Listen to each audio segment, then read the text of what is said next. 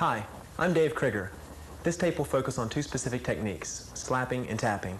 Slapping and tapping are two of today's most experimental techniques with bass guitar. Slapping versus tapping goes way back to the beginning of bass. As a matter of fact, a lot of players only played slapping technique their whole playing experience, just with their thumb, so-called, rather than with the fingers. Whereas tapping is more of an 80s, 90s type of specialty technique. It's something new, and it's something you should try to keep up with if you want to do it all. And what we'll do is I'll take some of the playing from the intro of the tape, we'll break this down into pieces, and I'll show you the methods and techniques that I use to create these parts. First, let's tune up. Here's an A.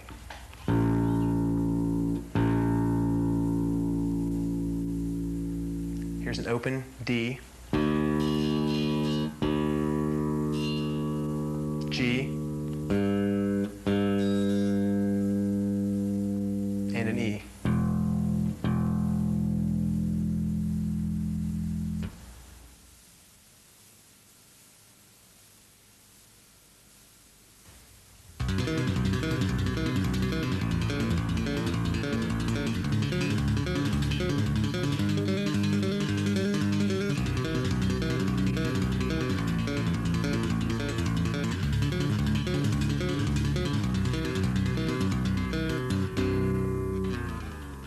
Now this is great. I call this bar chord tapping. What it is an all-tap method here. It's not something that has hammer-ons and pull-offs in. And before we get started on tapping, let's go over a few things that you need to know. One is most important. You need to know if your action string height is right. What you can do is adjust your action back here. If you know that much about setting up your instrument, you can adjust your action by lowering and raising the bridge position back here. Now if it's too low, you're going to get buzzing. If it's too high, you're going to have a hard time actually pushing down on the strings. So if you don't know that much about it, maybe take it to a guitar shop. Anyone that does repairs can do your string action for maybe like 20 or 30 bucks. I think they'll charge you, and that'll cover everything as far as string and neck action adjustment and everything. Now these basses I use, Ibanez basses, they're really good basses for this. They've got a nice thin neck on them, and you can get around faster, and the action sets up really nice on them. They're great. Now remember, I said this is an all-tap exercise. There's no hammer-ons or no pull-offs involved in here. Now I originally wrote this piece much faster. It's on the third record, Sonic Tapestries. It's the song Sky Dragon. It's a bass intro, and you can hear this real well because it's unaccompanied as the bass starts it off. But I originally wrote this a much faster piece, but let me go over the Sonic Tapestries part thing first here. What I'm doing is I'm going from a B major chord, just a standard B major bar chord. If you know anything about guitar, would be a standard bar chord. Like that, you'd be playing root, fifth, octave, and a high third there. Like that, just a standard chord. And now I'm taking this and I'm keeping the same position here, but I'm tapping these two. And I'm tapping this in what you call a sextuplet type rhythm. It's 6 notes at a time. It's 1, 2, 3, 4, 5, 6, 1, 2, 3, 4, 5, 6. So it'll be like that. And just get a really good attack on it so you can hear each note evenly. You don't want to just tap the first note harder, even though this will be your downbeat. Keep that in mind too. So your downbeat is your root note of the chord. Okay, now what I'm doing in the song Sky Dragon is I'm playing a regular B major bar chord, down to A major, up to C sharp major. Then I'm getting weird here. I'm going to a G major 7. And let's go over all possibilities in one position. Let's just take B for instance, and then I'll show you what's going on. This B major you can change. This is great. You can change B major to B minor just by lowering the third a half step. Make it a G major 7, or I'm sorry, B major 7 by bringing this finger up to the 7, and then minor 7. Like that. Now all these have the same rhythm. They all have 1, 2, 3, 4, 5, 6, 1, 2, 3, 4, 5, 6, like that to them. And so what I'm playing is I'm just going, root, fifth, 8, third, 8, fifth, and then even with the 7s are the same thing. Root, fifth, 8, 7, 8, 5, like that. Okay, so here it is in its entirety. It's the Sky Dragon part.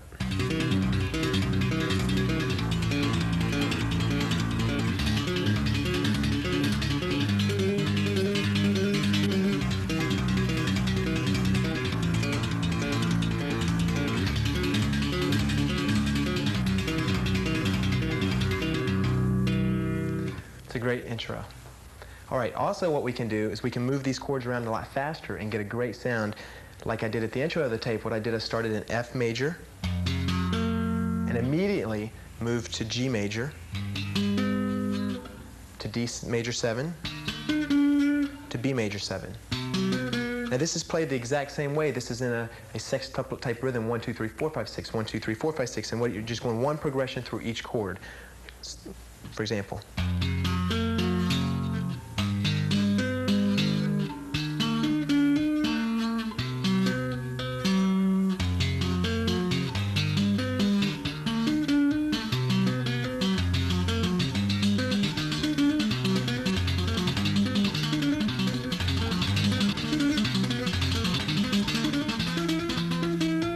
I just ended on E major 7 there. All right, also something to consider is tonal factor. What I like to do, I like to use the bridge position pickup on some of this stuff that's faster because it's got a more punchy sound. It's kind of thin, but it cuts through better. For example, listen to the differences of tone here. As opposed to.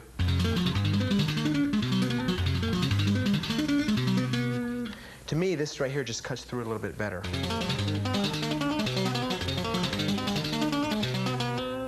Gives it a different sound, but it's all personal preference. Just mess around with it and see what you like. I hardly ever use the bridge, the neck position pickup on that. It's just a little bit muddy. I usually use the 2 pickups when we play live. For studio, I'll use the back position because you can bring it up in volume. And this particular bass, it cuts most of the volume out when I switch to the back. But studio, you can compensate for that with volume-wise on the board. So live, I just usually use both positions. Okay, now this is really neat also. This is at the intro of the tape. This is this exact same technique, except it breaks up the chord differently. Now you'll find throughout this tape that these chords are broken up differently, but you're really playing pretty much close to the same thing. What I'm doing here is I'm playing, for instance, a G major arpeggio, like you would play it with your fingers. So I'm fretting it up on the neck like you would regularly play it if you were just playing with your fingers. Now I'm taking this also and breaking it up into a tapping exercise. What I get here, I'm doing the same thing as if you were doing a G this way, but we're doing root, 5th, 8th, 3rd, 8, 5, like that. For example, let me make it easier for you. Let's go back to the B, all right? Here we have the B, this technique. Now all you want to do, it's real simple, just lower the 3rd an octave, and you get like that. Now see, this gives it a different feel to it. It kind of bounces back and forth, rather than this has a melodic rhythm to it that you can actually hear. And this kind of throws you off a bit. Like that, especially when you play it up high. For instance, I was going to do G first.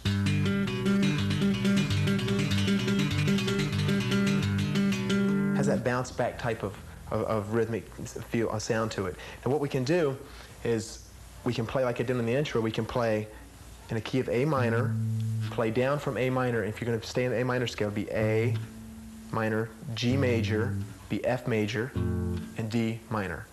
I just did 4 notes of the minor scale, just going right up, as if you know your theory there. Like that. And you use the same techniques all the way down, same technique.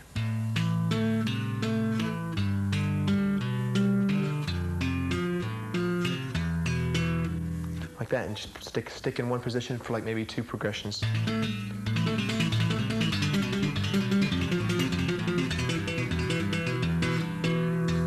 See, it's real similar to the other technique, but it sounds way different. I combined the 2 there, and you really couldn't tell the difference at first.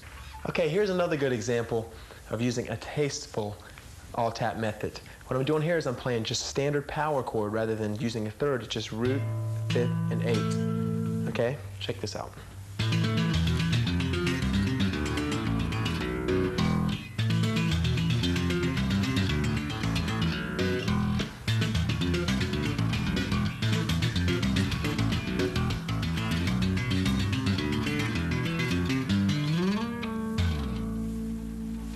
Okay, now what I'm doing here is I'm doing something from the tune Hocus Pocus that we did on our 3rd release, Sonic Tapestries. This is, there was a lot of room in that song to do things. It didn't have a bass line like that, and it actually had yodeling in it where you could yodel and stuff. But what I did is I copied the yodel with this type of technique. And like I said, it's simpler in what we've been doing. It's more simple. It's just using root, 5th, and 8. And here I'm doing like a 1, 2, 3, 4, 2, 2, 3, 4, 3, 2, 3, 4, like a 16th note type pattern, technically, speaking. And I'm just going from A to E, We went to F, to C, to D, to A, then to B, except the B was played, and then to E, like that.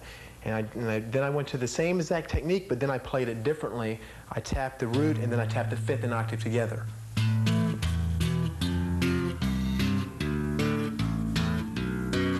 Like that, and that's much faster to keep up with the same time signature.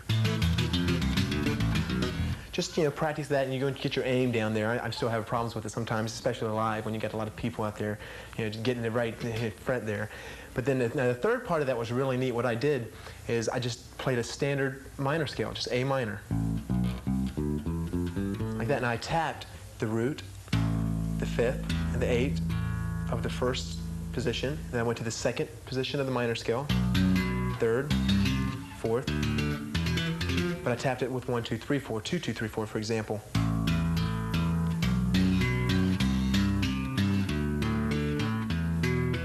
And when I get to the sixth position, I broke it up just to root fifth. I went root fifth, and slid up to the A, and then down like that to the low A. You can hear an example of this on, like I said, Hocus Pocus, up the third release, once more.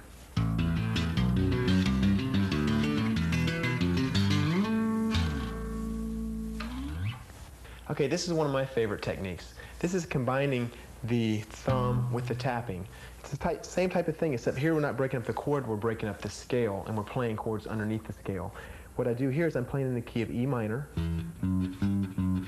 So I'm tapping the E in octave, and then I'm tapping the second note, but I'm not using the actual second, I'm using the fifth and the octave of the second. And then when you move to the third position, I move to the fifth and octave of the third. So I'm getting a chord type of sound there, and it's still under the E. We're all in the E key of E. And I'm using my thumb, hitting the E.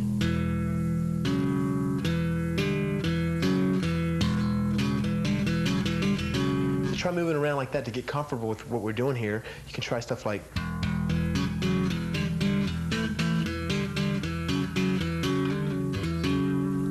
just little stuff like that. Now, just make sure you stay within the scale if you want it to sound kind of bluesy, like type of minorish thing. It would be root, second, third, and fourth. I never go higher than a fourth. And what I did at the intro of the tape, I played something like this.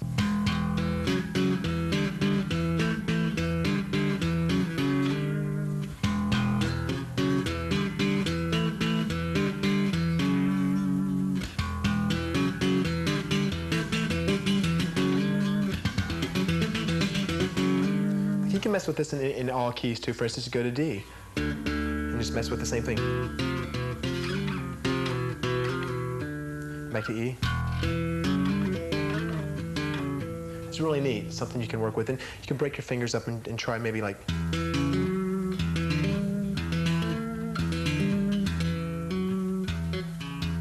Like that. It's pretty neat. It's a neat technique.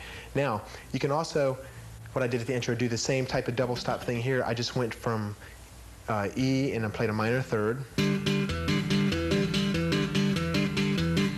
back to the E. Kept jumping back. And then I broke the chord up differently here. Instead of playing fifth and octave of the G, when I slid up and separated my fingers and slid up to the E in the fifth. Like that. So I went from G to E. Same thing if you would have went down here. Like that, to G to E. It would be G to E. Like that. And that's how I ended the double stop section.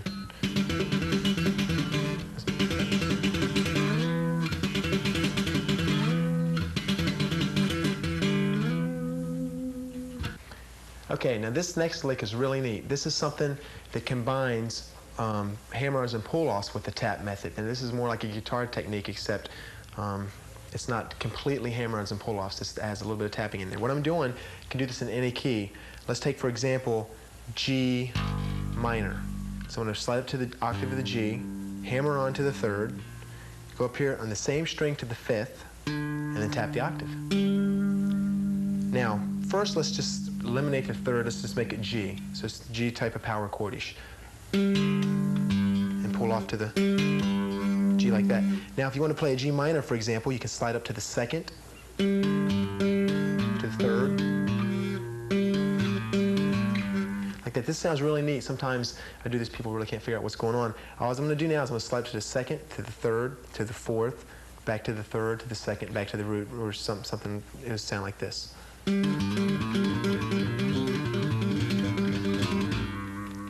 Like that. Now that's something that you can work with and try to stick in tunes as licks maybe or something. You really can't make a melody out of something like that. And what I did at the beginning, when I first started showing you this, I did a part here where I had the third involved. Here you can play just like a descending type arpeggio pattern, 8, 5, third, and then down to the root.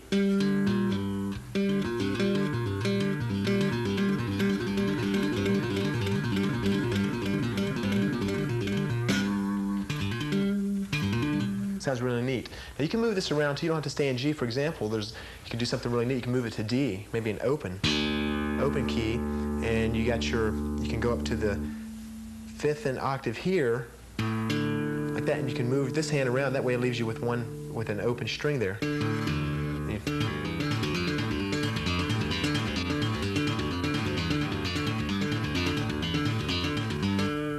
Like that, where you can do the same thing we just did. That, but this works pretty cool for just fills in a tune or something if you want to go like the D note, like that.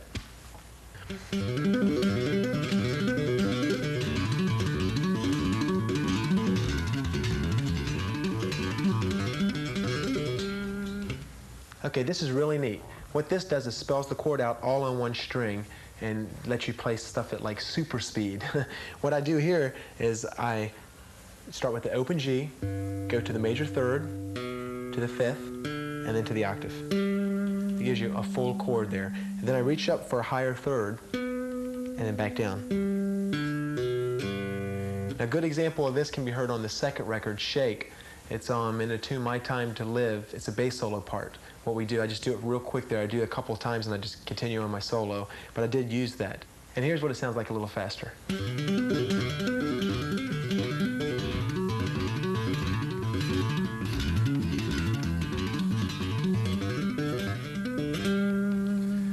Now what you can do, also you can change this chord from major to minor by lowering the third a half step. Here it gets a little bit rough because you have such a wide span there and your grip there. Here you can get lower. It makes it easier actually because it's closer to your index finger. All you do is you just play the same thing. It's like I said, it's root, third, 5th, octave, and then third. That would be your G minor, like that.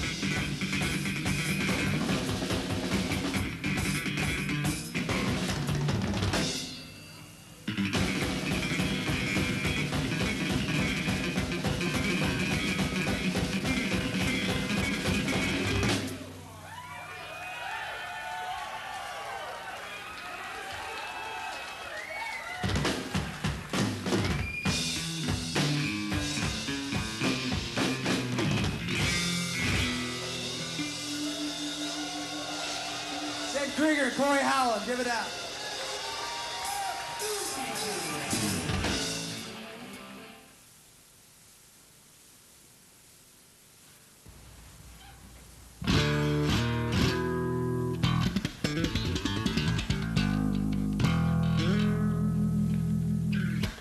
Okay, slapping, plucking, thumping, popping, it's all the same thing. Basically, it's other than picking with your fingers. And what we'll do is we'll go over some of the things like we did with tapping, take them one by one, go over these techniques. Now, a couple things you need to know about this is the same as tapping.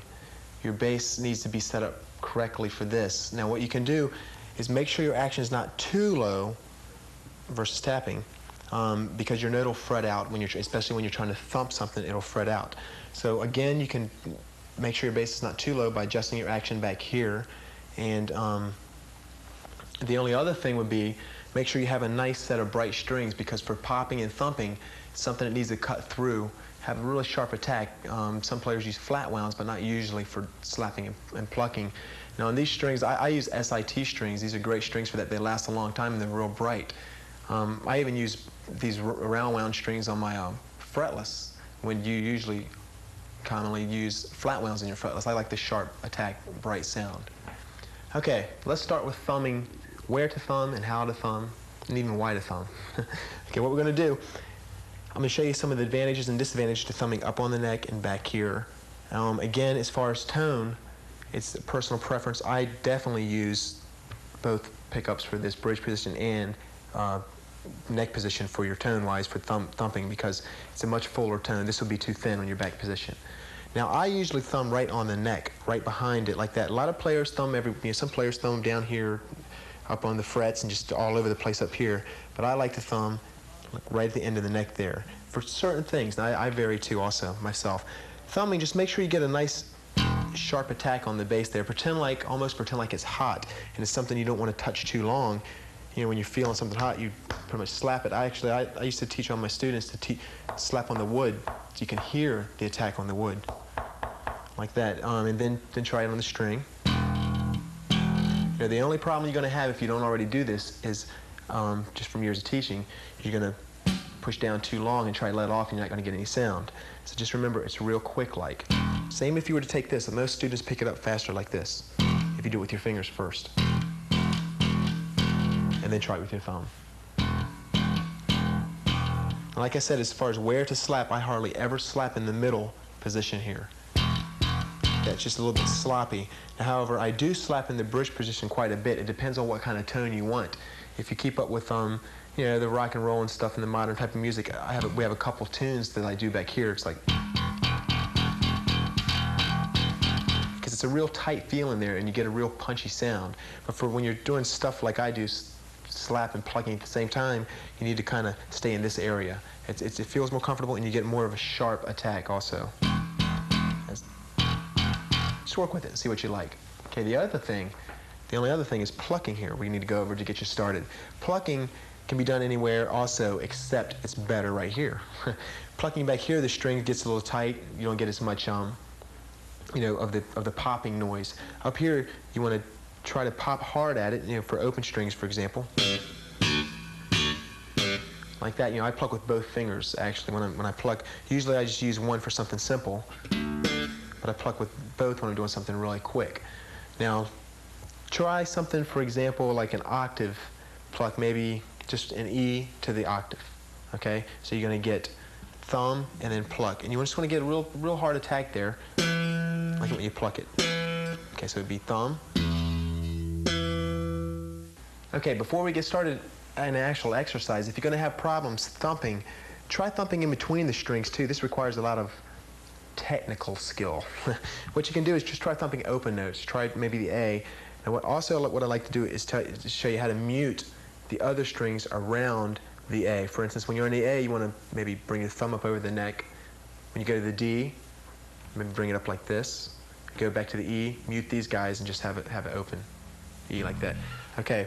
For instance, let's go to the A. So you're going to get this mute position right behind the neck like we went over. Just try to go in between the strings. Then go to A, E, back to A, to D, Now this is going to allow you, like I said, for this muting process up here, this is going to allow you to actually hit anywhere, all the strings, and get the string that you want. Because you're muting it, and if you don't hit the right string, you're not going to get unwanted noise. You just won't get the note that you want. Okay, now let's try these two techniques in maybe an E minor lick.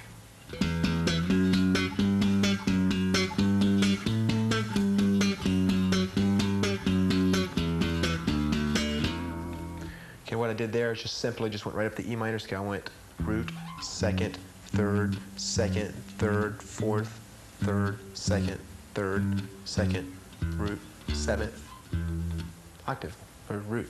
Okay, now down here, like I said, just want to try to get, I'm doing a double thumb on that. Then I'm going to the second, same thing.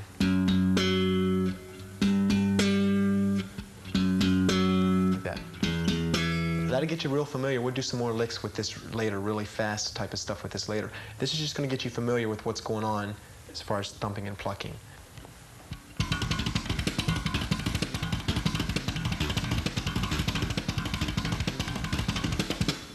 Okay, this is what makes everything sound way faster than what it is. This is percussive sounds. They come with the left hand and they come with the right hand. And what you do is you combine these in with the regular rhythms, and then you have bingo, fastest slap. Okay, what we can do, let's take the lick, the previous lick, the E minor, and let's move the same places, except let's not go root like that. Now, in between the E and the F sharp, when you're moving to the second, you play the percussive note with your thumb, for example.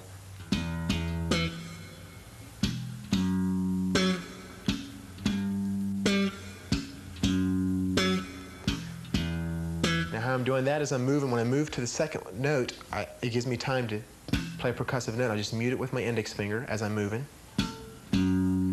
Move.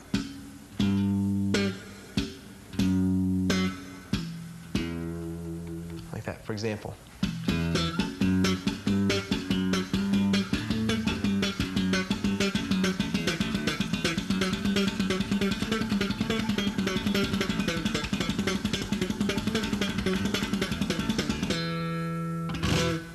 Try to stay in one place maybe to get used to it. And also on the pluck, what you can try to do is mute it by, make it sound real percussive. Let go of it when you pluck it. Let go of it immediately, like that. Gives you a nice percussive sound. So really what we're doing is percussive, and then thumb, and then pluck.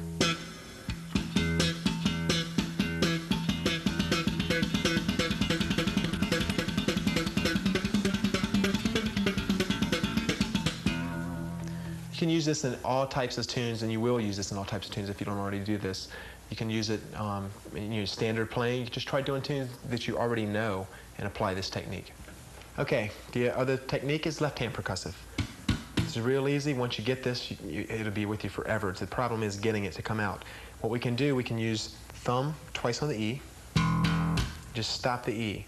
And the trick here is to try to keep your fingers parallel with the frets, and maybe push with all fingers, maybe. Like that. You want to get the sound to sound like a percussive sound. You don't want any unwanted note ring in there, for instance, like this. I mean, that's the biggest problem I have when I'm trying to show this technique is all the players and students will push down the note.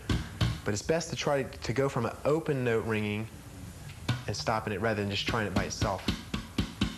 Like this, for instance. Like that. Just try that and get that. You're going to need to do this on all strings too.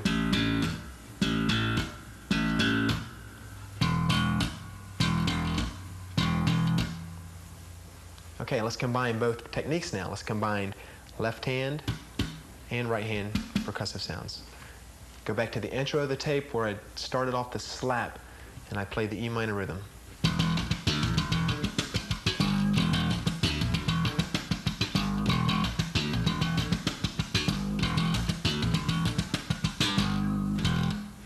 That's real easy once you get the hang of it. What you can do, I can walk you through this real slow.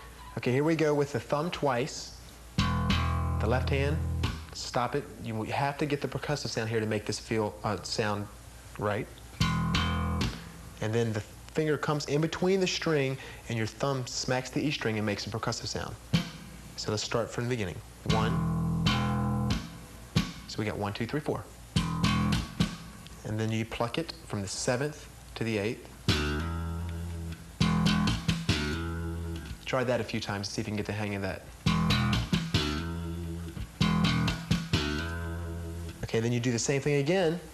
1, 2, 3, and then D octave. Just plain old thumb D and octave.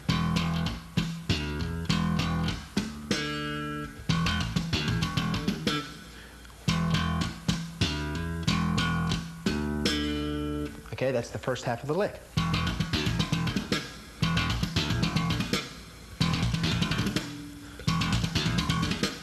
Okay, then you move positions on your left hand down to the G, and you get a staccato or percussive note first, and then thumb the G, and then pluck the G octave, and then back to the G. So it's just,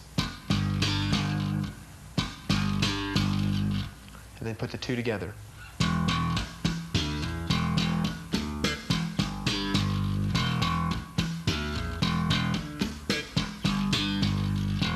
Now, when you're moving positions here, you'll notice when you come from the D to the G, that's when you can sneak that percussive note in there because you have time to do it. So it'll be, for example.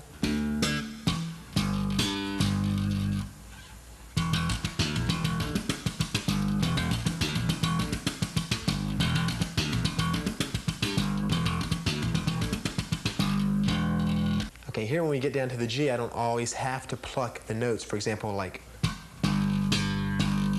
you can make some of this real percussive sounding, like, so I did that. I didn't really let the G note ring out the octave. That gives it more of a feel type, almost like a drummer sitting in there with you.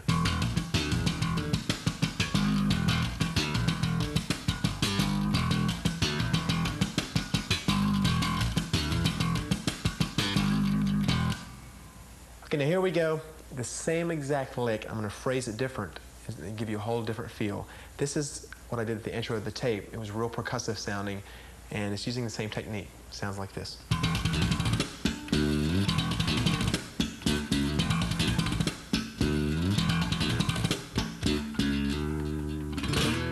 Okay, that's really neat. I'm doing the same thing, guys, except I'm just going like that, and it's phrased differently. It's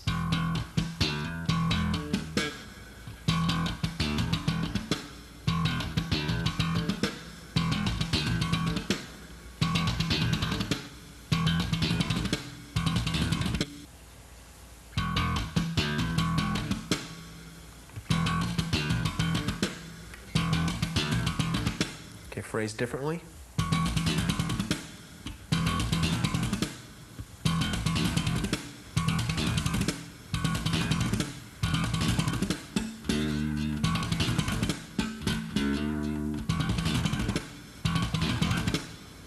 Okay, this is my favorite one as far as slap goes.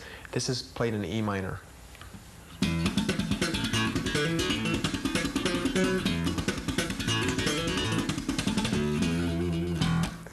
And what we've done here is we've added open string hammer-ons.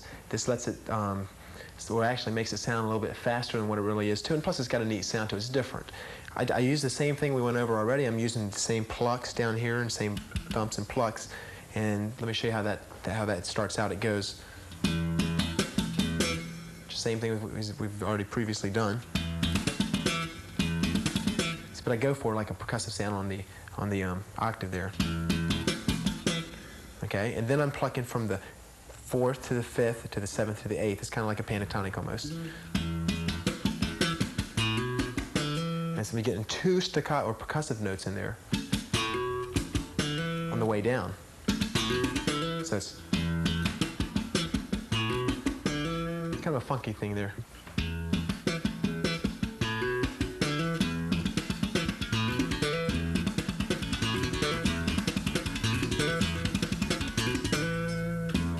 You can try it like that.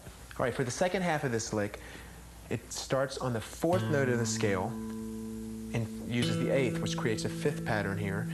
But actually, it starts on you start from an open note and you thumb it twice to D, hammer on to the fifth, hammer on to the eighth, and then thumb, pluck. Creates this, which is really neat. I'll show you some more stuff with this in just a little bit. And then I just walk right up chromatically into the eighth, and I'm still using the fifth pattern.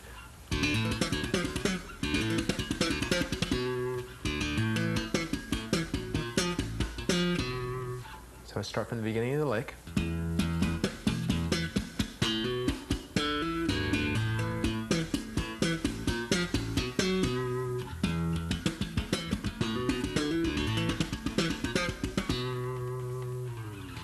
Okay, once more on the whole lick in E minor.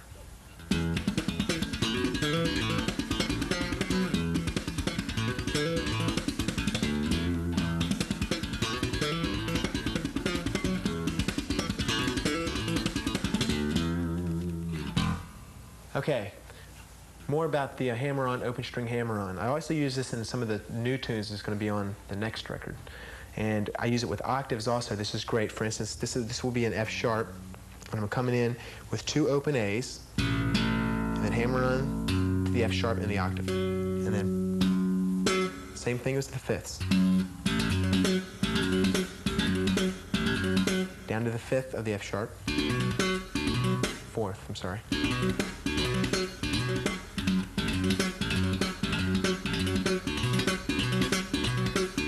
It's way easier than what you think it is when you hear it. It's much easier. Now you can use this in any kind of keys. For instance, I just use the open note. The open note doesn't necessarily mean you're playing out of key, even though you play, for instance, in the key of F sharp. If I wanted to go to F sharp minor and go down to the E and then down to the D, I would still play the open note. Just because the A is not in every chord of F sharp, E, and D, it doesn't matter because it's real quick. It's almost a percussive sound anyway. That. Now technically, I like it better using fifths because fifths are closer together and you can get more push on there. You just gotta make sure you just strike the string really hard when you do this. For instance, if I'm gonna go down from B to A to G, back up to B.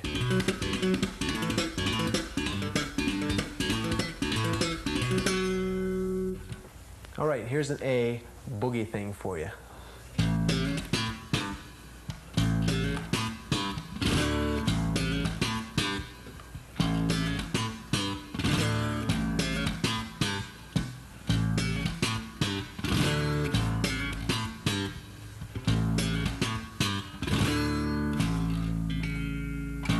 Okay, this is really neat. What I'm doing here is I'm going back and forth from the root to the minor third, and I'm hammering to the major third, to the eighth, and then to the seventh.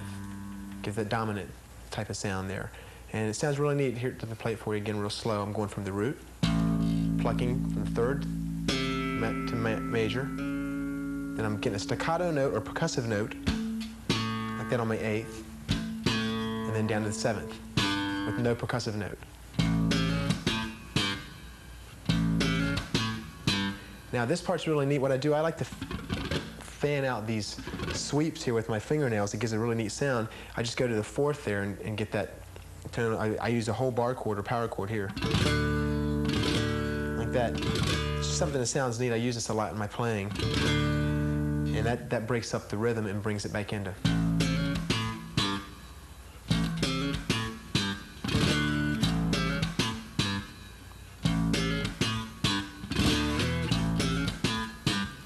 Like that. Now also what you can do, just change that feel around a little bit. Maybe you can get something without going to make a dominant sound, maybe from minor third to octave to seventh, for example.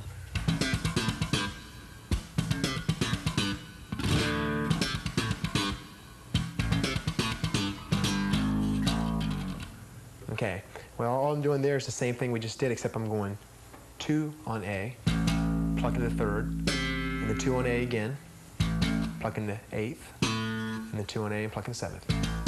And then getting the fan back in there, the rake. You can change this around and do all kinds of neat stuff yourself. You make up your own things. This was in the key of A. Try it in G and try it everywhere, and actually you can change the melody notes around a little bit. You don't have to go from the third to the eighth to the seventh. Try going the other way around.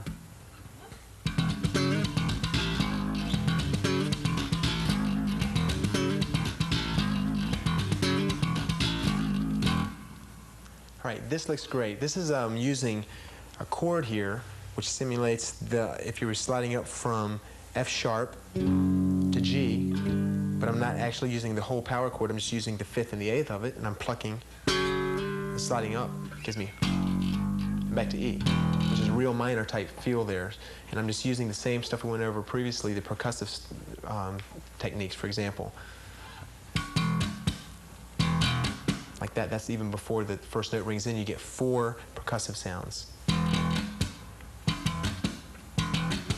And then the slide. A, G. Just, and then when you get your finger in between the A, you make a percussive sound.